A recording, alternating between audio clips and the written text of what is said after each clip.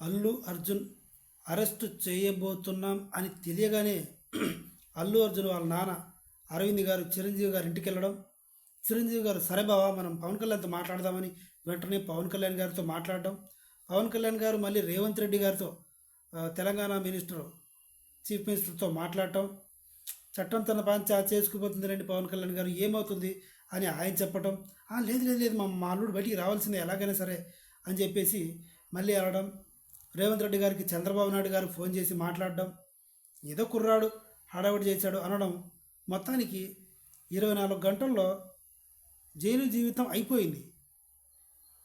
ఇంటికి వచ్చేసాడు అల్లు అర్జున్. ఇంత ఫ్యామిలీలో ఎన్ని గొడవలున్నా కూడా జగన్ గారికి సపోర్ట్ చేశాడు అని ఒక వాదన వినిపించిన ఫ్యాన్స్ పిసుక్కున్నారే కానీ వీళ్ళు పిసుక్కోలేదు. సినిమా సక్సెస్ అయిన తర్వాత బొకే ఇచ్చాడు చిరంజీవి గారు, బొట్టు పెట్టారు, చిరంజీవి గారు కాళ్ళకు నమస్కరించాడు, ఎన్నో చేశాడు. సో ఒక కుటుంబంలో జరిగిన సమస్యని మెగా ఫ్యామిలీ వాళ్ళు, అల్లు ఫ్యామిలీ వాళ్ళు ఇలా పరిష్కరించుకుని 24 గంటల్లో అక్కడికి పులి స్టాప్ పెట్టేశారు. కానీ మనోజ్ ఏం చేశాడు?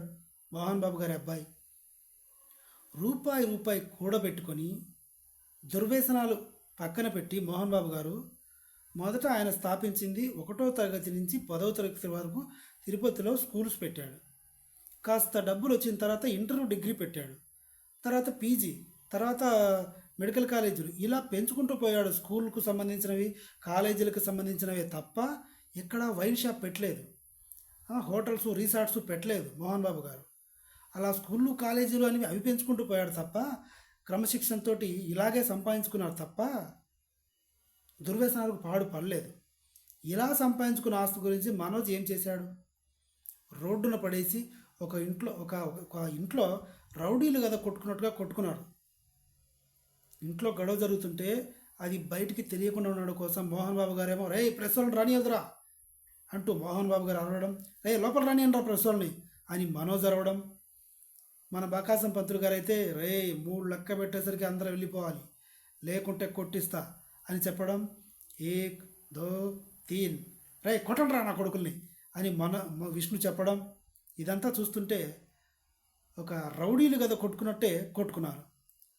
మోహన్ బాబు గారికి తిరుపతిలో తెలుగు సినిమా ఇండస్ట్రీలో మంచి పేరుంది. ఉదయము మధ్యాహ్నం నీళ్లు తాగితే, రాత్రిపూట మాత్రమే భోంచేస్తే, హాయిగా నిద్రపోతే, మళ్ళీ తెల్లవారి సినిమా అవకాశాల కోసం వెతకొచ్చు అని 2 పూట్ల నీళ్లు తాగిన వ్యక్తి మోహన్ బాబు గారు. ఎస్, అఫ్కోర్స్ కొంతమందిని సినిమా ఇండస్ట్రీలో కొంతమందిని షూటింగ్ సమయంలో కొట్టిండొచ్చు, తిట్టిండొచ్చు, అది ఆయన ప్రొడక్షన్, సినిమాకి డబ్బులు ఆయన పెడుతున్నాడు. కోపం ఒక్కొక్కరికి ఒక్కొక్కలాగుంటుంది. ఒకడు నిదానంగా ఉంటాడు, ఒకడు పోతే పోయిందిలే అనుకుంటాడు, ఒకడు క్రమశిక్షణతో ఉంటాడు. ఆడే ఈడు మోహన్ బాబు. సో ఇదనమాట వాళ్ళు మెగా ఫ్యామిలీలో వచ్చిన సమస్యని 24 గంటల్లో అందరూ కలిసిపోయారు. ఒకరి మీద ఒకరికి రాగద్వేషాలు, పగలు, ప్రతీకారం లేకుండా కలిసిపోయి సమస్యని పరిష్కరించుకున్నారు. మనోజ్ మాత్రం కన్న తండ్రి అని కూడా చూడకుండా విషయం దేని గురించి అన్నది పక్కన పెడితే 4 రోజులు సైలెంట్గా ఉంటే మోహన్ బాబు గారు ఆయన ఇంట్లోకి రమ్మంటాడు. మీరు చూసుకుంటే కన్న కొడుకుని ఇంట్లోకి రావడానికి రానివద్దు అని గేట్లు వేసేసి సెక్యూరిటీని రానివద్దని చెప్పాడంటే మనోజ్ ఎంత పెద్ద తప్పు చేసి ఉండాలి. కన్న తండ్రి ఒళ్ళో పడుకోబెట్టుకొని లాలించిన కన్న తండ్రి ఇంటికి రావద్దు అని ఎందుకంటాడు? మనోజ్ది చాలా తప్పు ఉంది. దానికి సంబంధించిన వీడియోస్ నా ఛానల్లో ఉన్నాయి, మీరు చూడొచ్చు. వీడియో నచ్చితే సబ్స్క్రైబ్ చేయండి ఫ్రెండ్స్.